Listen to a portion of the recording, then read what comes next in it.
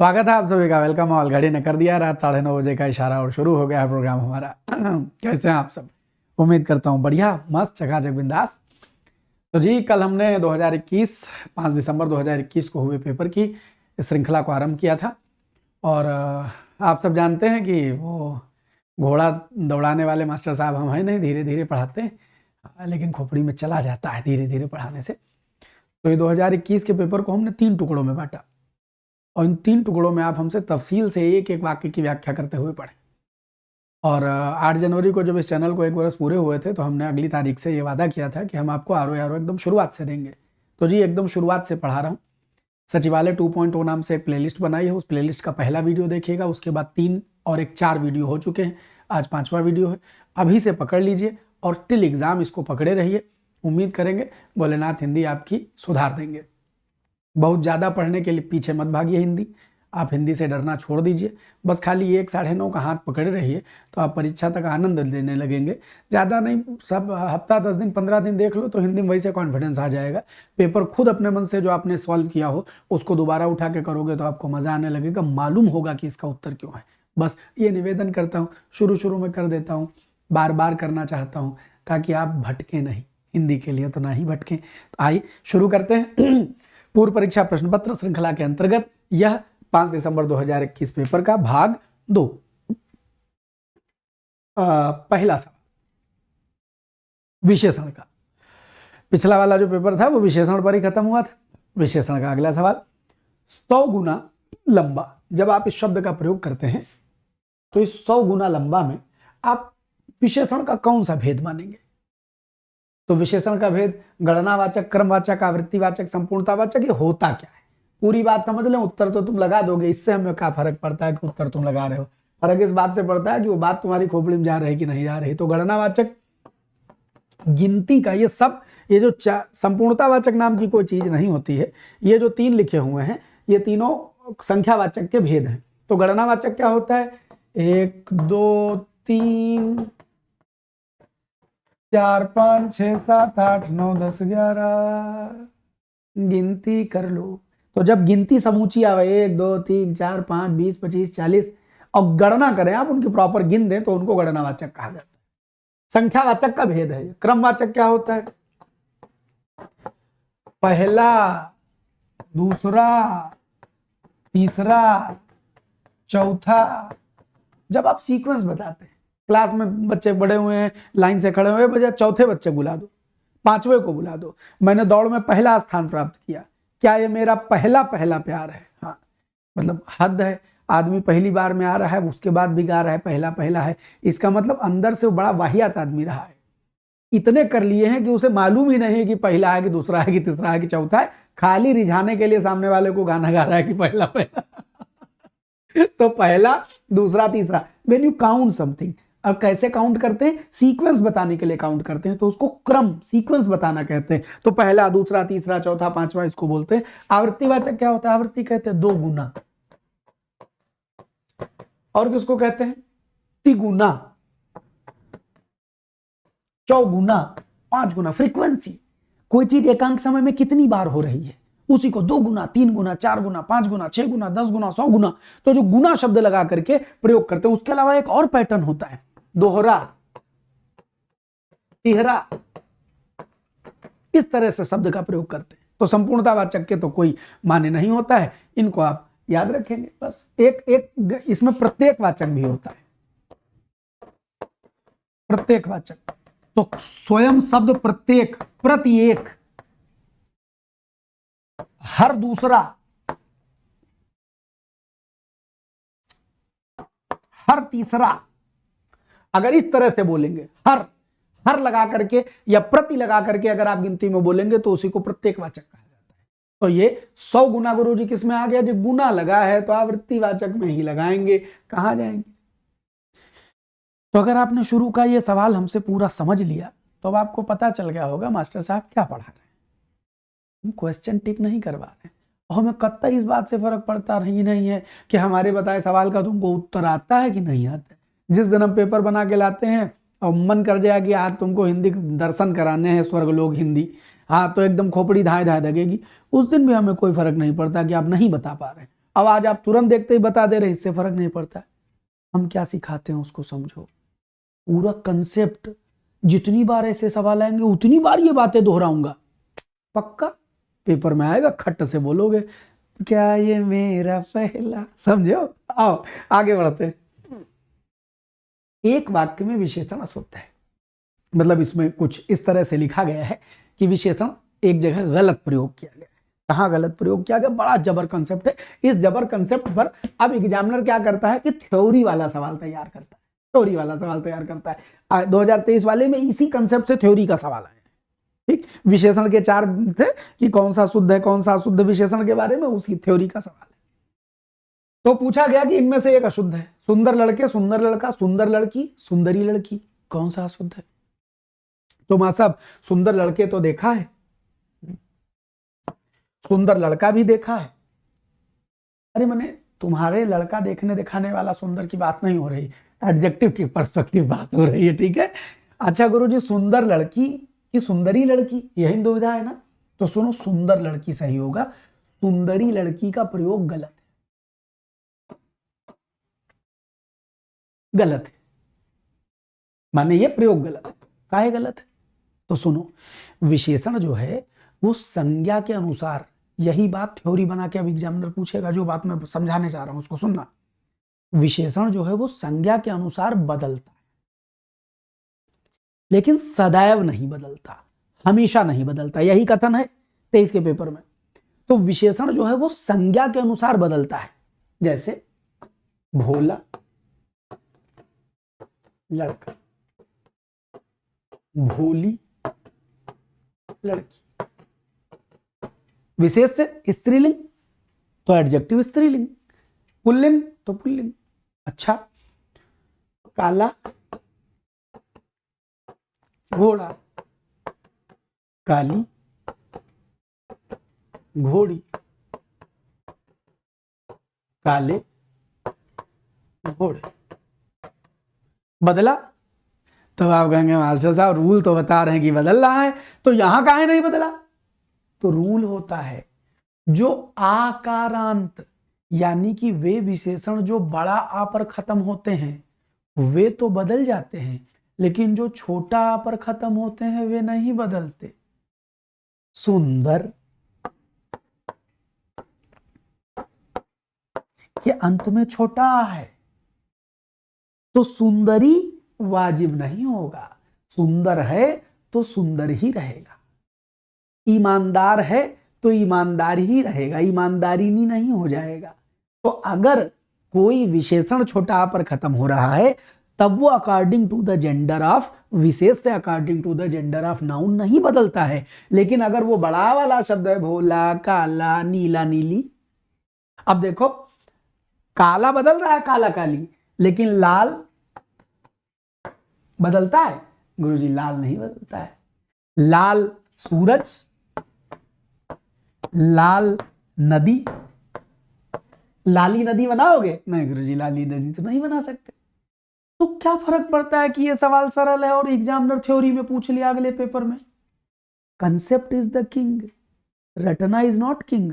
हम कंसेप्ट सिखाते, आप यही सुनो। अब इस सवाल की व्याख्या में ये बात हम आपकी खोपड़ी में ठहरा दिए कि भाई बड़ा वाले जो हैं, जो अंत वाले वो तो बदलते हैं, लेकिन छोटा अंत वाले नहीं बदलते। तो अब ये थ्योरी मेरे बिना पढ़ाए आप जान गए। पूछा जाएगा विशेषण के बारे में कौन सा कथन सत्य है असत्य है, और उसमें लिखा है कि विशेषण सदैव विशेष के अनुसार बदल जाता है, खटा, गलत। खाली लिखा हो विशेषण विशेष के अनुसार परिवर्तित होता है, ठीक है, होता है। सदैव लगाओगे, कंपल्सन लगाओगे, नहीं होता है। सामान्यता बदलता है, कुछ विशेष कंडीशन में नहीं बदलता है। विशेषण संज्ञा की व्याप्ति को मर्यादित करता है, जी करता है। तो ये वाली बातें आपको परीक्षा की तारीख अप्रैल में होगी, मई में होगी, जून में हो, आप उस दिन तक ज्यादा गुरुजी 60 सवाल का माल दे दो, 100 सवाल का माल दे दो, ये मत करो। थोड़ा थोड़ा बस यही 40 मिनट, 50 मिनट, 1 घंटा रोज देते चले और पेपर तक मास्टर न हो जाओ तो कहना। तो अब याद रहेगा कि बड़ा आ वाले अंतों पे तो बदलेगा, और लेकिन छोटा वाले में नहीं बदलेगा। इसलिए सुंदर में बदलने का अधिकार सुंदरी नहीं था, इसीलिए अशुद्ध था। निम्नांकित में एक वाक्य जो शुद्ध है वह कौन सा है? एक ही शुद्ध है। मैं अनेकों बार विदेश गया। अनेकों अपने आप में प्लूरल शब्द है। वी कांट मेक अनेक, वो हम इसको अनेकों नहीं कह सकते। अनेक खुदों एक प्लूरल है। एक माने एक, अन एक माने जो एक ना हो, माने एक से ज्यादा हो। तो जब अनेक खुद प्लूरल है तो हाउ कुड यू मेक अनेकों? गलत। कभी भी अनेकों लिखा देखना, सीधे खारिज कर देना, वाक्य गलत। इस हेरे का मूल्य नापा नहीं जा सकता भाई साहब, मूल्य आंका जाता है। वजन वाली चीज तौली जाती है, लिक्विड वाली चीज मापी जाती है, सब अलग अलग होता है। लंबाई नापी जाती है। तो आप यहां मूल्य तो नाप नहीं सकते, इसलिए गलत वाक्य शब्द का प्रयोग किया गया। बिना टिकट यात्रा दंडनीय है, माने बिना टिकट यात्रा चलेंगे तो यह बात दंड के योग्य है। और आप केवल इतना ही काम कर दीजिए। तो ये जो केवल शब्द है, ये जोर डालने के लिए प्रयोग किया जाता है, निपात का काम करता है। ये जो ही है, ये भी शब्द पर, बात पर जोर देने के लिए काम किया जाता है। तो दो दो जोर देने वाले शब्द डालोगे तो दब जाएगा बेचारा। हाँ, इसीलिए ये भी गलत हो गया। अकेले सी सही है कि बिना टिकट यात्रा दंडनीय है। दो दो निपात नहीं लगाते हैं। बिल्कुल लगा दिया तो बिल्कुल के बगल में भी नहीं लगा सकते। वह बिल्कुल नहीं जानता, ठीक है, वह बिल्कुल भी नहीं जानता, वाजिब नहीं है। बिल्कुल भी जोर दे रहा है, भी जोर दे रहा है, दोनों में से एक लगाइए। बात समझो? ये बात ही और केवल जोर डालने वाले, इसलिए खारिज। नापना गलत वाक्य का प्रयोग है मूल्य के लिए, अनेकों होता नहीं है। बिना टिकट यात्रा दंडनीय है, कोई डाउट नहीं है। बिना टिकट यात्रा चलोगे दंड के योग्य माने जाओगे। तो दंडनीय माने दंड के योग्य। आगे बढ़ो। अच्छा, दंडनीय पर बात चलिए तो थोड़ा और बना देते हैं। देखो, एक लफ्ज लगता है अनीयर। ये जो अनीय है, ये एक प्रत्यय है। ये खाली नीय रह जाता है, मूल शब्द में जाके खाली नीय रह जाता है। इसका मतलब होता है के योग्य। क्या मतलब होता है? के योग्य। अब अर्थ मालूम? दर्शनीय, दर्शन के योग्य माने देखने योग्य। पठनीय, पढ़ने योग्य। और करणीय, करने योग्य। अब अभी पीछे क्या था, वो कौन अनीय से एक बात, दंडनीय, दंड के योग्य।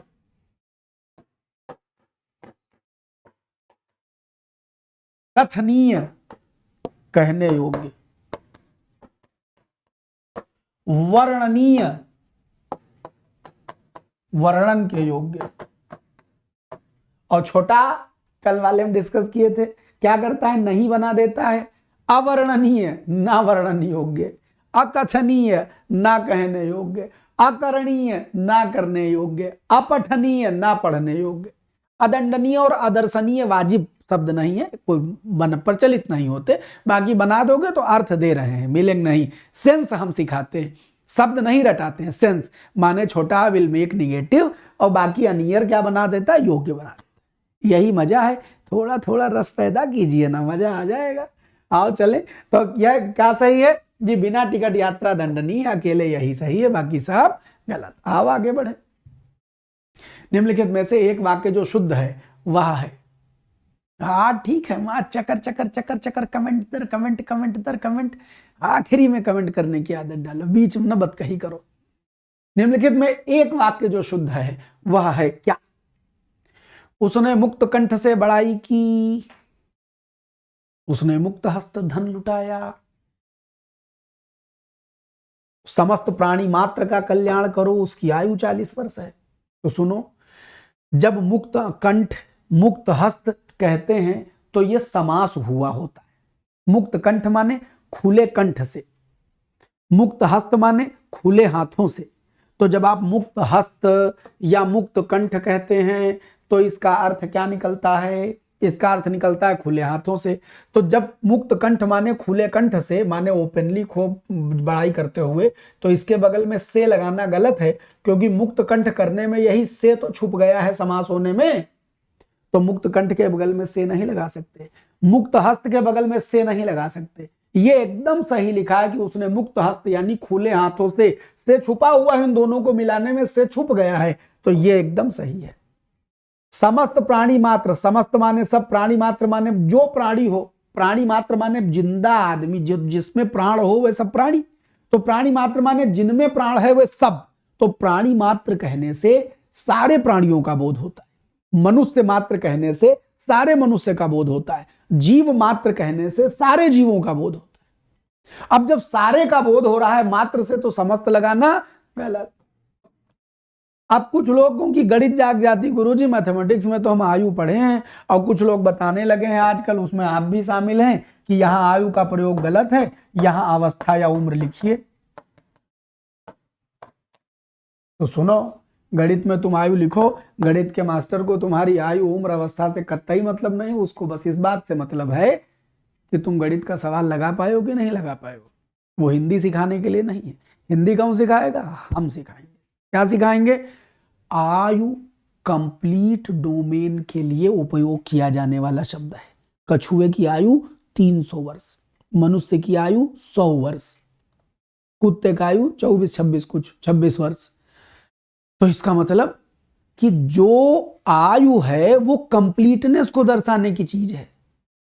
अगर आप कहते हैं कि फलाने का आयु 40 वर्ष, इसका मतलब तुम ज्योतिषी हो, तुमने उसकी कुंडली में देखा है कि 40 से जिएगा। तुमने किसी कह दिया इसकी आयु 60 वर्ष, तो इसका मतलब तुम ज्योतिषी हो, तुम गणना करके निकाल लियो 60 के बाद 61वां बदा नहीं है। तो इसका मतलब यह है कि आयु कंप्लीट को दर्शाता है। इसीलिए वर्तमान जो वय है, आपकी उम्र है, उसके लिए आयु लफ्ज का प्रयोग नहीं करेंगे, या तो अवस्था का प्रयोग करेंगे या उम्र का प्रयोग करेंगे। आपकी अवस्था 40 वर्ष है, आपकी उम्र 40 वर्ष है, ये चलेगा। आयु लफ्ज का प्रयोग अपराध हो जाएगा, नहीं कर सकते। ठीक, तो ये हिंदी में साहब हम तो आयु पढ़े हैं बहुत जगह, परीक्षा में कर दोगे ना तुम दांत चियारोगे, एग्जामिनरवा नंबर नहीं देगा। आयु गलत होता है हिंदी के सेंस में, तो चाहे जहां पढ़े हो सब लीप पोत देना, यही जो पढ़ा रहे हैं यही मान लेना। आगे बढ़ो। निम्नलिखित में से तद्भव शब्द कौन सा है? अंगना, गयंद, अंगी, वानर। 2021 में बहुत जने गलत कह के आए रहे। तद्भव यानी कि जो संस्कृत का बिगड़ा हुआ रूप है। अंगना स्त्री को कहते हैं, मेरे अंगने में तुम्हारा क्या काम है। ये वो वाला कोर्टयार्ड वाला अंगना नहीं है, ये आंगन नहीं है, ये अंगना है। अंगना स्त्री को कहते हैं। इसी अंगना शब्द में कुछ जोड़ करके और कहानी सुना देता हूं, धैर्य धर के सुनना। अंगना माने स्त्री होता है। तो जब तुम कहते हो वीरांगना, वीरांगना, वीरांगना जब माने वीर स्त्री। जब तुम कहते हो देवांगना माने देव स्त्री। अप्सराओं के लिए देवांगना शब्द का प्रयोग करते हैं। और नृत्यांगना, नृत्य करने वाली स्त्री। आजकल नृत्यांगनाएं नहीं, रीलांगनाएं होती है, रील बनाने वाली स्त्री। तो नृत्यांगना, वीरांगना, एक लफ्ज होता है वारांगना, वार स्त्री, वारांगना। याद रखना, अर्थ का अनर्थ हो जाता है। वीरांगना तो वीर स्त्री को कहते हैं, लेकिन वारांगना मात्रा न लगी हो तो वारांगना कहते हैं गणिका को।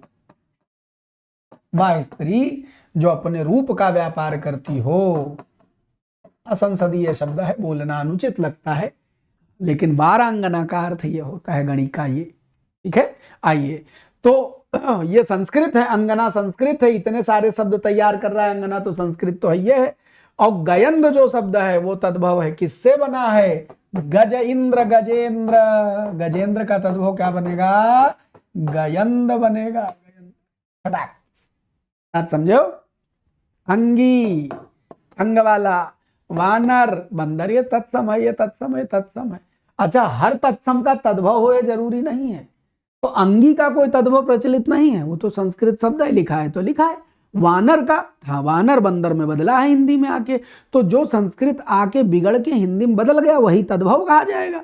तो अगर कोई शब्द तद्भव है तो उसका तत्सम जरूर होगा, लेकिन हर तत्सम का तद्भव बनाओ ये जरूरी नहीं है। जल का कोई तद्भव जानते हो? पानी न कह देना, गुम्मा मार देंगे। संस्कृत शब्द पानीय होता है, उसका तद्भव लोग पानी कहते हैं। वैसे कई पंडित जी लोग संस्कृत में पानी का डायरेक्ट उपयोग किए श्लोक में, लेकिन पानी है संस्कृत होता है, उसका तद्भव पानी है, लेकिन जल का कोई तद्भव नहीं है, वारी का कोई तद्भव नहीं है, अंबु का कोई तद्भव नहीं है, नीर का कोई तद्भव नहीं है। तो रूल याद रखना, तद्भव है तो तत्सम होना जरूरी है, लेकिन हर तत्सम यानी हर सुधरा, हर संस्कृत शब्द बिगड़े तद्भव बने, ये जरूरी नहीं होता। तो अंगी का कोई प्रचलित तद्भव नहीं है। गयंद गजेंद्र से बना है, इसलिए उत्तर हो जाएगा। अंगना तत्सम है, वानर तत्सम है। अंगी तत्सम है, वानर का बंदर प्रचलित है। इनमें से खेलना शब्द से बना विशेषण क्या है?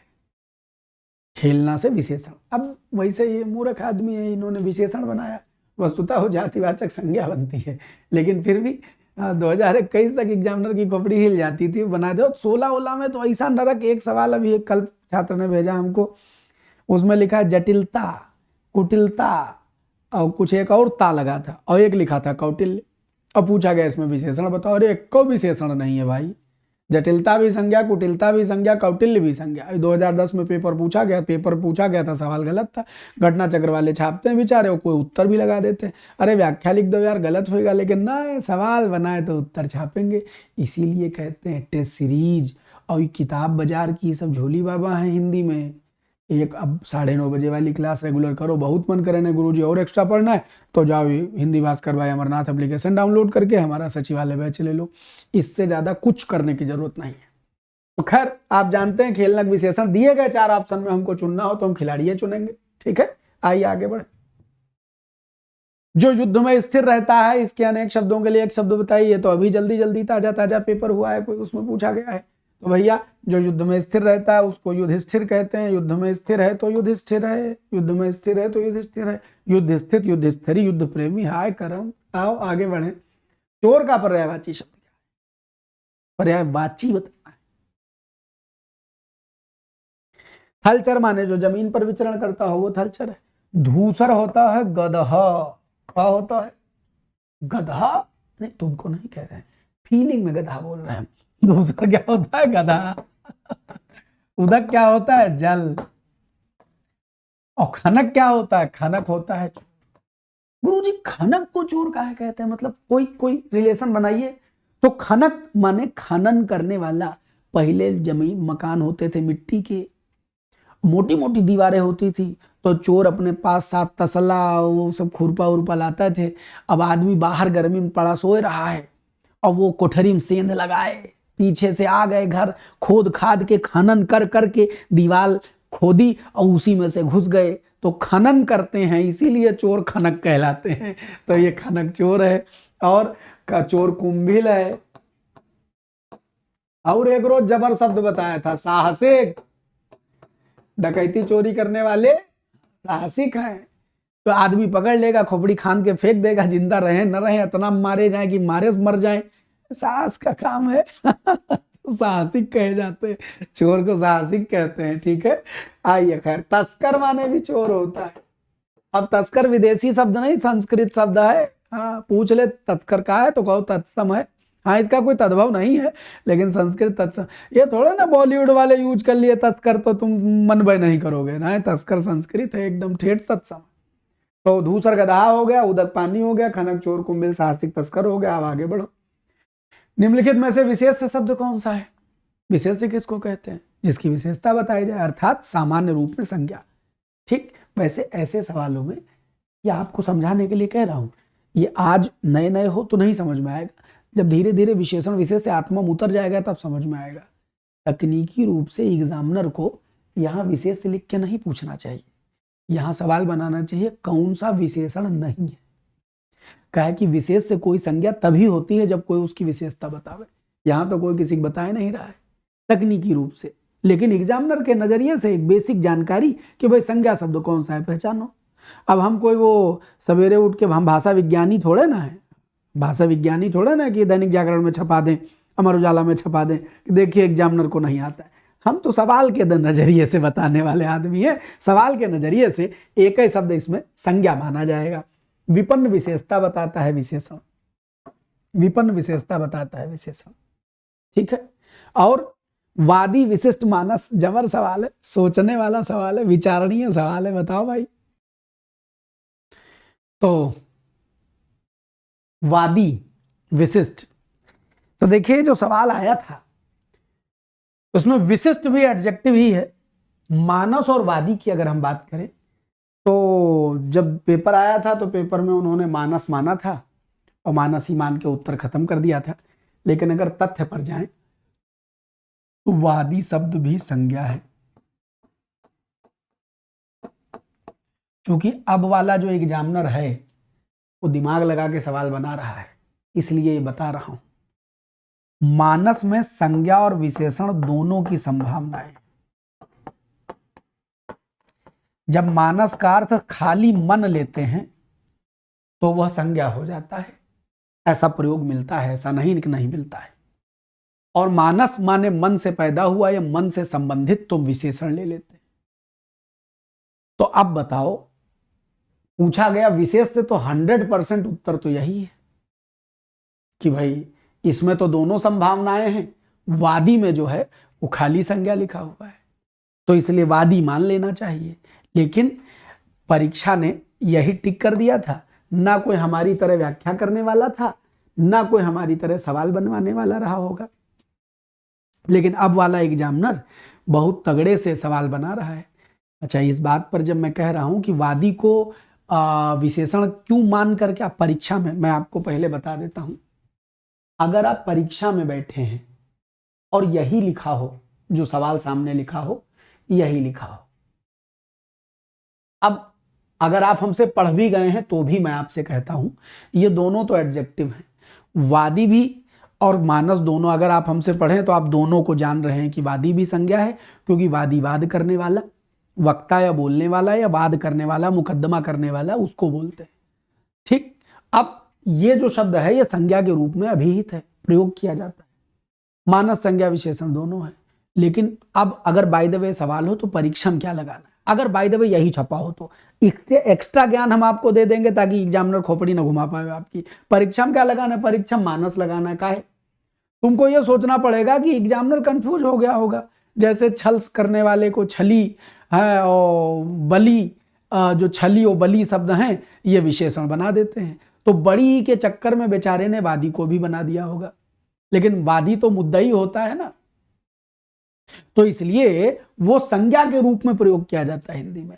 तो यह है हमारी नजर में, और हमारी नजर नहीं, हिंदी की नजर में वादी संज्ञा है, छली वाली विशेषण है।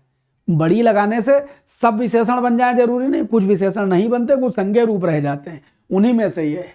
जैसे वाज माने गति होती है, और जब वाजी कह देते हैं माने गति वाला, तो घोड़े का संज्ञा हो जाता है, विशेषण थोड़े रह जाता है। बात समझ रहे हैं? फण माने फण होता है, फण में बड़ी लगा दें फणी, तो फणी माने विशेषण थोड़े, फणी माने सांप हो जाता है, संज्ञा हो जाता है। तो ये शब्द बनने के तरीके होते हैं, वो धीरे धीरे धीरे धीरे आपको भी आ जाएंगे। आप टेंशन न ले गुरुजी, हम क्या जाने रटना पड़ेगा, रटना नहीं, अभी आप जान लें, क्योंकि ये प्रचलित शब्द है। और इस समय का जो एग्जामिनर है, जो 2011 फरवरी वाला जो पेपर बनाया है और जो सीसेट का पेपर बनाया है, एग्जामिनर वही हिंदी बना रहा होगा तो वो टेढ़ा बनाएगा, तो वो खेल सकता है आपसे। इसलिए बता रहा हूं कि वादी संज्ञा है, मानस में संज्ञा और विशेषण दोनों की संभावना है, इसका प्रयोग संज्ञा और विशेषण दोनों के रूप में चलता है। इस सवाल के जवाब के तौर पर आपका मन करे आप मानस लगा लीजिए, हमें कोई दिक्कत नहीं है। परीक्षा की दृष्टि से आप लगा लीजिए, हमें कोई दिक्कत नहीं है। लेकिन आप ये अतिरिक्त बात लाल घेरा में अलग से जान लीजिएगा कि ये चीजें होती हैं, एग्जिस्ट करती हैं। क्या ये बात समझ गए? उत्तर लगाने के लिए आप ये लगा लें, जानने के लिए ये जरूर जाने, क्योंकि एग्जामिनर दिमाग वाला है। अगला सवाल देखिए, वह कवि जो तत्काल कविता कर दे, उसके लिए एक शब्द चुन लीजिए। सुकवि, रस सिद्ध कवि, महाकवि, आशु कवि। तो हमारी कक्षा का उद्देश्य क्या है कि आप प्रश्न का उत्तर लगा दें? नहीं, आप कंसेप्ट समझ लें। आइए देखिए, आशु बड़ा गजब शब्द है, और आशु जब भी किसी शब्द के पहले लग जाता है इसका अर्थ निकलता है तुरंत। अब घेरा मारो, आशु माने तुरंत। अब अगर हम कहें आशु कवि,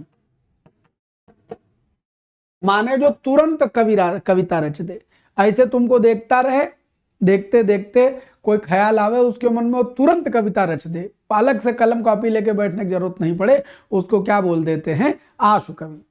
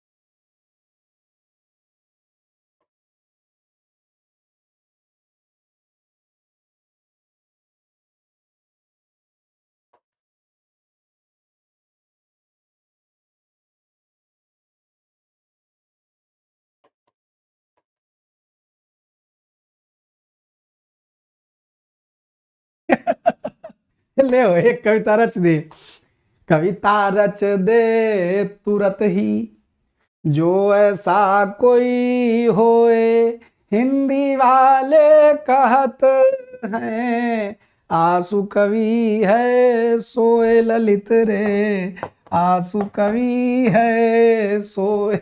ये दोहा छंद की रचना है, तनिक और धार देंगे तो मात्रा में जो लय आ रही है वो भी एकदम बराबर बराबर आ जाएगी। 13-11 मात्रा में इसकी रचना की गई है, या 13 है या 11 है या 13-11, मात्रा न गिनना, लय के अनुसार मात्रा गिनी जाती, जब हमसे छंद पढ़ लेना तब मात्रा गिनना। तो कविता जैसे, कबीरा खड़ा बाजार में लिए लुकाठी हाथ, जो घर बार अपना चले हमारे साथ, ललित कबीरा, अब यहाँ ललित है, ललित में रचा है, कविता रच दे तुरत ही, है दोहे की धुन, जो ऐसा कोई होए, हिंदी वाले कहत हैं, आंसू कवि है सो। तो जो तुरंत रचना रच दे उसको क्या कहते हैं, आशु कवि। आशु माने तुरंत ही, कवि माने कविता रचने वाला, तो आशु माने तुरंत। ऐसे ही अगर हम कहते हैं आशु वक्ता, आपको कोई एक टॉपिक दिया जाए और तुरंत उस पर आप बोलना शुरू कर दें तो आप आशु वक्ता हो जाएंगे। गुरुजी हम लोग शॉर्ट हैंड सीखे हैं, उसको आशु लिपि क्यों कहते हैं? लिपि माने लिखने का तरीका, आशु माने तुरंत, किसी के बोले हुए को तुरंत का तुरंत लिख देने के तरीके को क्या कहते हैं? आशु लिपि कहते हैं। और मास्टर साहब एक पर्यायवाची कोई आशुग होता है, किसी का क्या होता है? आशु माने तुरंत ही, गा माने गमन करने वाला, तो आशुग क्या हो जाएगा? आशुग तुरंत गमन करता है तो तीर को आशुग कहा जाता है। आशुग हवा को भी कह देते हैं, तुरंत गमन करती है इसलिए बोल देते हैं। और तुर माने तुरंत ही, अच्छा यहां तो गा आ जाएगा, आशु वाले शब्द ये कंप्लीट हो गए। तो आप समझिए कि आशु माने तुरंत, कवि माने कविता कर दे, तो जो तुरंत कविता करने वाला आदमी है उसको आशु कवि बोले। ललित हमारा कविताई वाला नाम है, हमारा नाम अमरनाथ है, हम उसमें ललित नाम अपना घर का नाम है हमारा। कविता लिखने लगे जब इंटर के बाद तो उसमें जोड़ दिया तो अमरनाथ ललित हो गए। आओ कंप्यूटर अगले सवाल पर चला जाए। सवाल संख्या 11, जो ईश्वर में विश्वास रखता हो के लिए एक शब्द बताइए। हाँ साहब हमको तो रटा हुआ है तो हम जानते हैं। आस्थावान नहीं कहते हैं, विश्वासी आसुरी नहीं कहते, आस्तिक कहते हैं, आस्तिक कहते हैं। कल एक रूल बताया था, इक लगे तो प्रथमाक्षर बड़ा हो जाता है। आओ आज आस्तिक का असली मतलब जानो। अस्ति हिंदी में, संस्कृत में शब्द है अस्ति, अस्ति माने है, और इक माने संबंधित। इक किसी शब्द से लग जाए इसका मतलब से संबंधित, साप्ताहिक सप्ताह से संबंधित, वार्षिक वर्ष से संबंधित, आध्यात्मिक अध्यात्म से संबंधित, वार्षिक वर्ष से संबंधित, प्रामाणिक प्रमाण से संबंधित, दैनिक दिन से संबंधित। तो अस्तिक होने से संबंधित, यानी जो ऐसे ख्याल का आदमी हो जो ईश्वर के होने में विश्वास रखने से संबंधी विचार रखता हो, ऐसे व्यक्ति को अस्तिक अर्थात आस्तिक कहा जाता है। आस्तिक जो होने में बिलीव रखता है, और न अस्तिक, न अस्तिक तो क्या हो जाएगा? नास्तिक। जो नहीं विश्वास रखता है, नहीं विश्वास रखता है होने में, वो नास्तिक है, नास्तिक है। तो आस्तिक होने में विश्वास रखने वाला, ईश्वर के वेदों के होने में विश्वास रखने, वेदों में विश्वास रखने वाले को भी आस्तिक कहा जाता है। तो आप देखें ये शब्द है, इस तरह बनता है। पांडु शब्द विशेषण की दृष्टि से क्या है? पांडु शब्द विशेषण की दृष्टि से क्या है? तो वो जो पांडु शब्द है, पांडु का एक अर्थ होता है पीला, तो जब पांडु माने पीला कहोगे तो ये हो जाएगा विशेषण। जब आप पांडु, एक रोग होता है पीलिया रोग, जिसमें आंखों का जॉन्डिस पीलिया हो जाता है, तो रोग का नाम हो जाएगा तो संज्ञा हो जाएगा। पांडवों के पिता जो राजा थे पांडु, उनका नाम हो जाएगा तो संज्ञा हो जाएगा। तो ये संज्ञा और विशेषण दोनों के रूप में काम करता है, इसलिए विशेषण विशेष से दोनों में इसका निशान लगा देंगे। विशेषण विशेष से दोनों में इसका निशान लगा देंगे। क्या समझो? गुरुजी समझ गए? आओ आगे बढ़े। ऐसे कुछ और शब्द होते हैं, हाँ होते हैं, जैसे वैज्ञानिक शब्द है, जैसे मानस ही शब्द था, विशेषण विशेष से दोनों में आ सकता है। वैज्ञानिक शब्द है, जब आप इसका प्रयोग साइंटिस्ट के तौर पर करते हैं तो वैज्ञानिक हो जाता है संज्ञा, और जब आप वैज्ञानिक का प्रयोग एडजेक्टिव के तौर पर वैज्ञानिक विचार, वैज्ञानिक बात, वैज्ञानिक उपकरण करते हैं तब ये विशेषण के तौर पर आता है। ऐसे ही क्या कहते हैं, तांत्रिक शब्द हो गया। तांत्रिक माने तंत्र करने वाला, तो अगर आप उसको तांत्रिक, जो तंत्र से पूजा पाठ करता है तांत्रिक बोले तो संज्ञा है, और तांत्रिक किया, तांत्रिक पूजा, जब इस तांत्रिक शब्द को विशेषण के तौर पर इस्तेमाल करते हैं तो विशेषण हो जाता है। तो हिंदी में किसी शब्द के लिए ये कसम नहीं है कि हम यही रहेंगे, उस शब्द का जैसा उपयोग कर लिया जाए वो वही रंगत नाम ले लेता है। एक दिन एग्जाम्पल में बताया था, अभी जब सचिवालय 2.0 शुरू किया है तभी एग्जाम्पल बताया था, उसने रोटी खाकर और रोटी मांगी, और तो कंजंक्शन है, समुच्चय बोधक है, लेकिन यहां काहे का काम कर रहा है? विशेषण। हिंदी में जो शब्द जिस रूप में प्रयोग किया जाएगा उसका वो नाम देना पड़ेगा। वैज्ञानिक दोनों रूप में प्रयोग किया जा रहा है, तांत्रिक दोनों रूप में प्रयोग किया जा रहा है।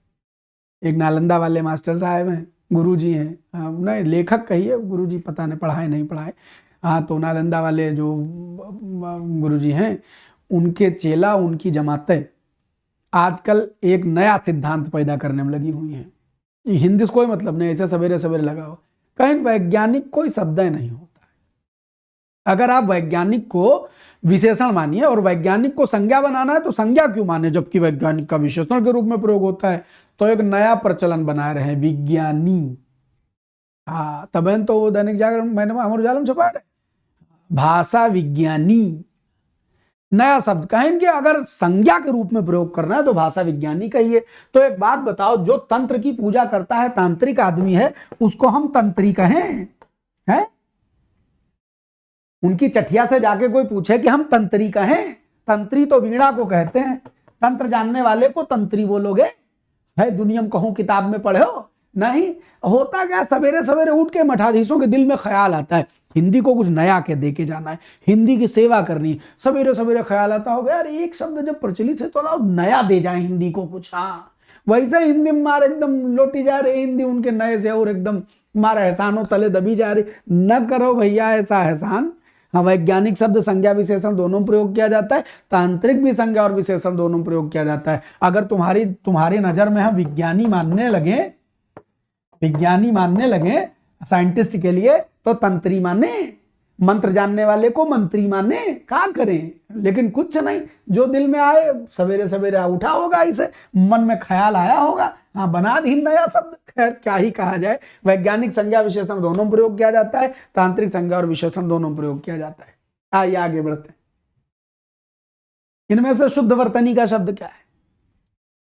हिंदी का नुकसान उन लोगों ने नहीं किया है जिनको हिंदी नहीं आती है ना, उन लोगों ने किया है जो अधकचरी हिंदी जान करके मठाधीश बन के बैठ गए। उन्होंने कहा हम हिंदी पर एहसान करेंगे, हम हिंदी में नए प्रचलन लाएंगे, और 1000 साल पुरानी भाषा पर उन्होंने करने शुरू किया एहसान, अब हमारा सब कबाड़ा कर दिया। हिंदी जानने वालों ने हिंदी का नुकसान किया, हिंदी ना जानने वालों ने नुकसान नहीं किया है। मुझे क्षमा करें, कोई देख रहे हो सरकारी विभागों में बैठे हिंदी विभाग के लोग, ये सरकारी दफ्तरों में सबके यहाँ एक हिंदी भाषा अधिकारी होता है। आपने जिम्मेदारी से अपना काम निभाया होता, आपने अध्ययन किया होता, आपके दिल में ख्याल आता है। अभी भाषा समिति बनी हुई है, उनमें भाषा समिति के अध्यक्ष नाम ले लेते हैं। मनोज तिवारी जी इस समय भाषा समिति में है। अब वो एक जगह भाषण दे रहे थे, कहा देखिए भाई लोग, हमने सुना है तुम बता रहे हैं, उस समय हिंदी समिति में है, कहा देखिए श्रीमान शब्द जो है वो थोड़ा टफ लगता था, तो अब हम क्या कर रहे हैं कि हिंदी में सर को शामिल करवाए दे रहे हैं। हमार खोपड़ी शामिल कह दो, एक काटिक चढ़ाए दो, इन दिन देखे से पहले न शामिल करवाओ। महाराज हमारी बतिया सुन रहे हो, श्रीमान ठीक है, सर को अंग्रेजी ही रहने दो, उसको हिंदी में छोपो मत। हिंदी ने वैसे ही इतनी सर्वग्राही भाषा है कि दुनिया के बहुत सारे शब्द ले लिए हैं और अपने में, जैसे रेल ले लिया, अब तुमको रेल अंग्रेजी लगता है? नहीं लगता है, लेकिन रेल अंग्रेजी का है। तो जो हिंदी के स्वभाव में ढल जाए शब्द, उनको रहने दीजिए, जबरदस्ती मत ठूसिए। लोग सरल बनाने के चक्कर में हिंदी को सरल करेंगे, एहसान कर रहे हैं, क्या ही कहा जाए है। देखो खैर आगे बढ़े, दिल टूट जाता है यार, हम हिंदी वाले हम भावनात्मक हो जाते हैं हिंदी के मामले में।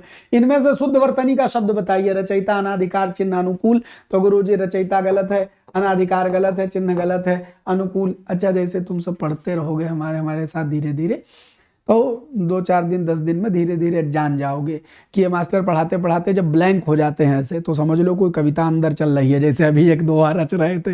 ऐसे कभी कभी हिंदी को लेके एकदम सेंटी हो जाएंगे, तो तुम दिल पे मत लेना, परेशान मत होना, हम थोड़ी देर में नॉर्मल हो जाएंगे जैसे अभी हो गए। दिल का टूट जाता है यार, एक भाषा मिली, हमारा मन करता है कि ये सब दुनिया बोले, सब अच्छे से बोले। हाँ, हम अमरनाथ, ऐसे अमरनाथ हजारों आएंगे जाएंगे, हमको कोई मठ नहीं खड़ा करना अपना, हमको कोई दुकान नहीं लगानी, हमको कोई बाजार नहीं लगानी। ऐसे हिंदी में जाने कितने हजारों लाखों करोड़ों पैदा होके चले गए, हजारों लाखों करोड़ों मरेंगे, उसमें एक अमरनाथ का नाम रह जाए न रह जाए कोई फर्क नहीं पड़ता। लोग नामे के चक्कर में मरेगा, अध्याय सही नहीं बताना है, अपनी मर्जी बताने, तब दिल टूटता है। इनमें से शुद्ध वर्तनी का शब्द रचयिता ऐसे लिखा जाता है जैसे लिखा था, वो गलत लिखा है। अनाधिकार कोई शब्द एग्जिस्ट नहीं करता है। अन माने नहीं है, अधिकार जब नहीं है अधिकार ऐसा शब्द लिखेंगे तो शब्द क्या बन जाएगा? अनधिकार बन जाएगा, अनधिकार बन जाएगा। और चिन्ह कोई शब्द नहीं होता, ये सही शब्द होता है चिन्ह, चिन्ह, चिन्ह। अनुकूल एकदम सही लिखा है, हा आधा पहले लिखते हैं ना बाद में लिखते हैं, ये सदैव चिन्ह लिखा जाए, चिन्ह बोला जाए। चिन्ह आधा ना पहले और हा बाद में लिखोगे तो गलत हो जाएगा। तो अनुकूल शब्द सही है। सवाल संख्या 14 पर प्रोसीड करते हैं। चंद्रहास का पर्यायवाची क्या है? चंद्रहास हर मम परितापम। हाँ, दिए गए ऑप्शन में जो बेस्ट लगे वो पकड़िए। तो सीता माता जब रावण आता है, उनको धमकाता है, डराता है, तो वो नाराज होकर के, दुखी होकर के कहती हैं कि हे चंद्रहास, माने रावण की तलवार थे, कि मेरा परिताप हर ले, मेरे ऊपर गिर, मेरा नाश कर दे, शरीर खत्म हो जाए बिना भगवान श्री राम के। तो चंद्रहास जो शब्द है वो तलवार है, तलवार है। याद करने का तरीका क्या है? जैसे दूज का चंद्रमा मुस्कुराता है, हास माने हंसी, चंद्रमा ने चंद्रमा की हंसी। दूज का चांद देखे, जब चंद्रमा अमावस्या के बाद दूसरी तारीख को निकालता है, ऐसे ऐसा एक कर्व दिखाई पड़ता है प्यारा सा। तलवार भी ऐसे ही प्यारे से कर्व वाली होती है। तो चंद्रहास, चंद्रमा की हंसी जैसी जो हथियार, हाथी जैसा जो हथियार है, सो तलवार है चंद्रहास है। भाला धनुष बाण तीर कोई मतलब नहीं, आगे बढ़ो। जीव का पर्यायवाची इनमें से कौन सा है? जीव। चंद्रहास हर मम परितापम। जीव नहीं होता है, ध्वनि नहीं होती है, रस ना, रस देने वाली, रसज्ञा, रस को जानने वाली, रसज्ञा, ज्ञा माने जानने वाली, रसना, रस वाली, जिह्वा, ये सब जो है वो जबान के पर्यायवाची हैं। जबान कह लो। जबान पर याद है, अब तो बेटा हमारा 7 बरस का हो गया, छोटा रहा तो हम सब अवधि वाले जीभ ही बोलते हैं उसको। तो वो जीभ ही नहीं समझता था, तो वो कहता था जबान सिंह। अब बड़ा हो गया है तो अब नहीं बोलता है, अब टंग क्लीनर बोलता है, जीभ ही बोल देता है। जवान सिंह नहीं बोला, जवान सिंह, जवान सिंह कहता था, याद है?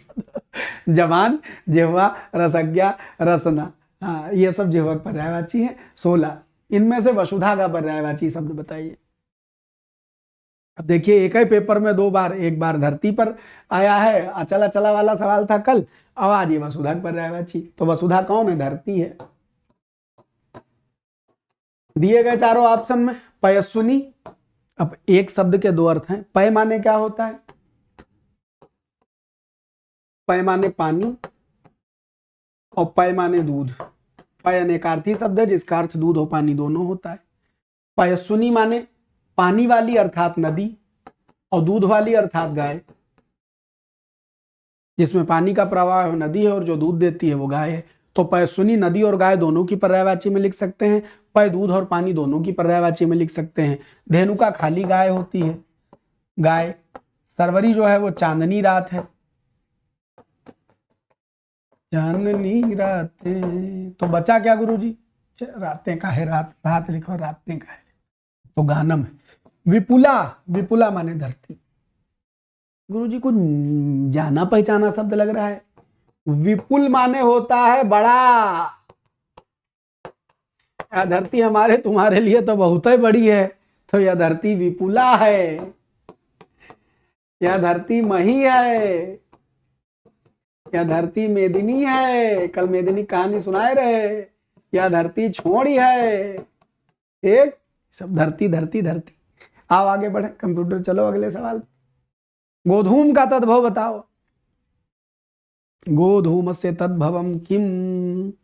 तो गुरुजी गोधूम का जो तद्भव होता है वो होता है गेहूं। इसमें नहीं, कहीं फंसना है नहीं, बाकी ऐसे शब्द है, ऐसे शब्द है। हाँ, गोत वो एकदम तद्भव में गोत्र का तद्भव, गोत नात गोत वाला। गोद तो गोदय है, गोद में बिठा लेने वाला गोद है।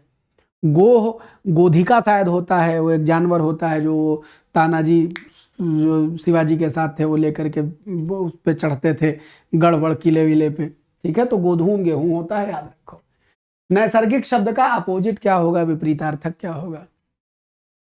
नैसर्गिक का अपोजिट क्या होगा? तो भैया यहाँ एक शब्द बड़ा प्यारा है जो जानना चाहिए आपको। निसर्ग का माने क्या होता है? तो निसर्ग माने होती है प्रकृति। निसर्ग, अरे यार, प्रकृति। तो जब निसर्ग में ईक लगाओ इधर, तो प्रकृति में ईक लगाओ इधर, तो छोटा आम में ईक लगेगा तो बड़ा बन जाएगा, ये प्राकृतिक बन जाएगा।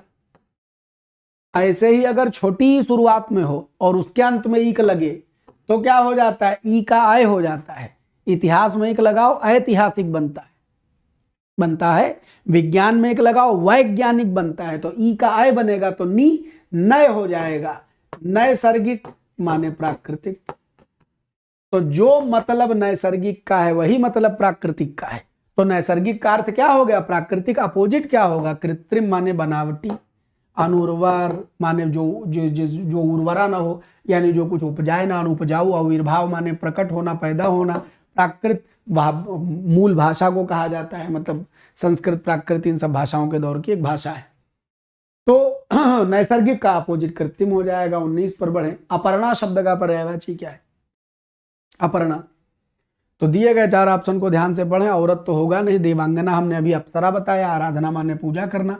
अपर्णा माता पार्वती को कहते हैं। क्यों कहते हैं? आप सब जानते हैं कि माता सती का जब दाह हो गया, दक्ष के यज्ञ में माता सती वो चली गई, वो क्या कहते हैं, यज्ञ में समा गई। तो उसके बाद उनका जो पुनर्जन्म है वो पार्वती माता के रूप में हुआ। तो वो हिमालय की पुत्री है, पर्वत की पुत्री, इसलिए पार्वती कही जाती है। पर्वत की पुत्री इसलिए पार्वती कही जाती है। शैलपुत्री कही जाती है, शैलजा कही जाती है। तो माता पार्वती ने तपस्या की भगवान शिव को पाने के लिए। नारद बता गए कि तपस्या करोगे तो मिलेंगे। तो उस तपस्या में उन्होंने इतना भीषण तप किया, इतना भीषण तप किया कि पहले वो अनाज खाती थी, फिर अनाज छोड़ा, फिर पेड़ के पत्ते खाती थी, किसी भी वृक्ष के कुछ पत्ते खा लेती थी। फिर उन्होंने तपस्या के अपने प्रचंडतम रूप में उन पत्तों तक का भी त्याग कर दिया। तो अपर्णा, जिन्होंने पर्ण यानी पत्ते ग्रहण करने के बाद पर्ण को भी छोड़ दिया, तो अपर्णा शब्द जो बना वह माता पार्वती के लिए कहा जाता है। कहानी से याद रहेगा अपर्णा माता पार्वती, देखोगे तो तुरंत लगा दोगे। आगे बढ़ो। निम्नलिखित में से एक शब्द विशेषण नहीं है। Which one is not adjective? अकूत नहीं है, अचार नहीं है, अकर्ण नहीं है, अचंड नहीं है। अकूत संपदा, अकर्ण बिना कान वाला, अचंड जैसे प्रचंड होता है बहुत तेज, जैसे अचंड होता है जिसका तेज घट गया हो। बचा क्या? अचार। क्या होता है अचार? अचार तो गुरुजी किसी एंगल से विशेषण नहीं बनाएगा, है वो तो संज्ञा संज्ञा है, सीफ साफ साफ संज्ञा है, संज्ञा है। अचार संज्ञा पुर्तगाली शब्द होता है, पुर्तगाली शब्द है अचार, तो अचार जो है वो संज्ञा है। अकूत संपदा, अचंड जो प्रचंड ना हो तो प्रचंड का अपोजिट अचंड हो जाएगा। अकर्ण बिना कान वाला, अब इन्होंने मान लिया है इसको विशेषण, लेकिन अकर्ण संज्ञा शब्द होता है। आप जानते हैं सांप के कान नहीं होते, इसलिए अकर्ण सांप की पर्यायवाची में लिखा जाता है और अकर्ण को सामान्य रूप से संज्ञा माना जाता है। लेकिन अब दिए गए ऑप्शन में जब हमारे सामने 100% अचार चीख चीख के कह रहा है कि भाई साहब हम संज्ञा हैं, हमारा कोई विशेषण बना ही नहीं सकते हो, तो एग्जामिनर ने बिना कान वाला ऐसा मान करके यदि अकर्ण लिख दिया, उसको सांप से अर्थ ना लिया, तो कोई बात नहीं है। हमको तो बेस्ट चुनना है ना, और बेस्ट अचार चीख चीख के कह रहा है तो आप लाख ज्ञान प्राप्त कर लें, लेकिन परीक्षा परीक्षक की दृष्टि से लगानी होती है, ऑप्शन के नजरिए से आपको बेस्ट चूज करना होता है। तो अचार जो है वो 100% संज्ञा है, यही विशेषण नहीं, इसी को लगा दीजिए, बात खत्म। बात समझ में आ गई? आज एक शेर भी सुना देते हैं। शेर सुनाने से पहले हाँ कुछ बेसिक जानकारी आपके दिल में आवे। गुरुजी ये सारे कंसेप्ट हमको थ्योरी में एक जगह मिल सकते हैं क्या? हाँ मिल सकते हैं। अगर आप गूगल प्ले स्टोर पर हिंदी भास्कर बाई अमरनाथ हमारा एप्लीकेशन डाउनलोड करें, ये पूरा लिखना पड़ेगा, यही सिंबल मिलेगा। तो ये जब डाउनलोड कर लेंगे तो वहाँ पर एक सचिवालय बैच है, RO का सचिव, उसका नाम है सचिवालय बैच। इसकी दक्षिणा 501 रुपया रखी गई है। GST PST जो भी जुड़ता है उससे जुड़ करके वो 24-25 रुपया पड़ता है, 524 या 525। तो ये सचिवालय बैच है। एक साफल्य बैच है, मेंस का बैच है, जिसमें हम आलेखन और हिंदी पढ़ाएंगे। इसमें सामान्य हिंदी, ऑब्जेक्टिव हिंदी नहीं होगी। ये ऑब्जेक्टिव हिंदी का बैच है, ये डिस्क्रिप्टिव हिंदी का बैच। ये बैच प्रीलिम्स और मेंस दोनों को कवर करेगा ऑब्जेक्टिव हिंदी में, और ये मेंस की ऑब्जेक्टिव हिंदी यानी आलेखन यानी पत्र लेखन, गद्यांश, दुनियादारी और निबंध को कवर करेगा। PCS मेंस के लिए बैच स्टार्ट हो चुका है, नैपुण्य बैच है। इसमें PCS मेंस का सामान्य हिंदी और निबंध का पूरा मटेरियल आपको मिलेगा। पढ़ेंगे, बेहतर पेपर दे के आएंगे, 150, 300 नंबर हिंदी के कवर हो जाएंगे। उत्तर प्रदेश में असिस्टेंट इंजीनियर की वैकेंसी आई है, अभियंता एक जबरदस्त बैच है। वैकेंसी आप बन जाएंगे सहायक अभियंता, तो जरूरी है, बढ़िया है। तैयारी हिंदी में 25 में 23 लाए जा सकते हैं बड़े प्रेम से, पुराने प्रमाण हैं, आप ढूंढ ढांढ के देख सकते हैं। टेस्ट सीरीज हमारे पास एक GS की चल रही है। RO में रीजनिंग में अगर आपके कुछ 5-7 सवाल जो आते हैं, अगर आप वो 100% कर लेना चाहते हैं तो आप सर की शरण ले सकते हैं। एप्लीकेशन पर हमारे ये रीजनिंग का बैच भी अवेलेबल है। और एक आधार बैच है, जिसका मतलब है कि ये आप 2-3-4 एग्जाम गुरुजी लेखपाल भी लगा है, जूनियर असिस्टेंट भी लगा है, फलाना लोअर PCS भी देना है, और क्या कहते हैं हम RO भी तैयार कर रहे हैं, सारे परीक्षा देने हैं, तो हम क्या सब अलग अलग बैच लें? नहीं, आप एक आधार ले लें, धीरे धीरे चलते रहेंगे, फरवरी तक में निपटा के खत्म कर देंगे। तो ये आधार बैच है। असिस्टेंट रजिस्ट्रार का एक बैच है जो मेंटरशिप बैच है हमारे पास, सहायक कुल सचिव जो छात्र जानते हैं वो आएंगे इसमें। और एग्रीकल्चर मेंस का एक बैच अवेलेबल है, जो एग्रीकल्चर प्रीलिम्स क्वालिफाई कर गए हैं, मेंस की तैयारी करते हैं। उत्तराखंड PSC के लिए पॉलिटेक्निक बैच अवेलेबल है। तो ये इतनी जानकारी दे करके हम एपिसोड को खत्म करें उससे पहले आपका मन पूरा कर देते हैं, एक शेर सुना देते हैं। एक फहमी बदायूनी साहब का एक शेर याद आ रहा है। जख्मों पे नमक लगाना तो आप समझते ही हैं, तो मतलब परेशान को परेशान करना। तो नमक और जख्म का इतना बेहतरीन प्रयोग किया उन्होंने शेर में कि सुनिए कि नमक की रोज मालिश कर रहे हैं, नमक की रोज मालिश कर रहे हैं, हमारे जख्म वर्जिश कर रहे हैं, हमारे जख्म कसरत कर रहे हैं। नमक की रोज मालिश कर रहे हैं, हमारे जख्म वर्जिश कर रहे हैं। और सुनो, लोगों को ये शक हो गया है, भले दर्द में है, सुनो लोगों को ये शक हो गया है कि हम जीने की कोशिश कर रहे हैं, कि हम जीने की कोशिश कर रहे हैं। तो भाई साहब, दुनिया में कोई आदमी किसी खुश दिखाई पड़ जाए, हाँ, तो वो उसके भीतर के दर्द नहीं देखेगा, कहेगा अरे बहुत खुश है उसके संघर्षों से उसका कोई योगदान है, बहुत खुश है। तो दुनिया है खैर, लेकिन ज़िंदगी में हर आदमी के जख्म वर्जिश करते ही रहते हैं, नमक की मालिश भी करते रहते हैं। बहरहाल आज के इस एपिसोड को करते हैं ये ख़त्म। मुलाकात करते हैं अगले एपिसोड में, तब तक के लिए जय हिंद, बहुत बहुत धन्यवाद। आखिर में बता देते, वैसे आप जान ही गए होंगे अब तक, ये रिकॉर्डेड था, मैंने आपके लिए पूरा कोर्स ये क्लास रिकॉर्ड करके, आज मैं शहर से बाहर हूँ लखनऊ से, तो इस वजह से आप हमें अभी नहीं देख पा रहे हैं। और कल फिर मिलेंगे अपना ही समय पर, ऐसे ही बतकही करते हुए। सदा आनंदित रहिए, खूब खुश रहिए, मस्त रहिए, बिंदास रहिए। ईश्वर से प्रार्थना है कि आप ऐसे ही मुस्कुराते रहें। बाय बाय और सफल हो जल्दी से जल्दी।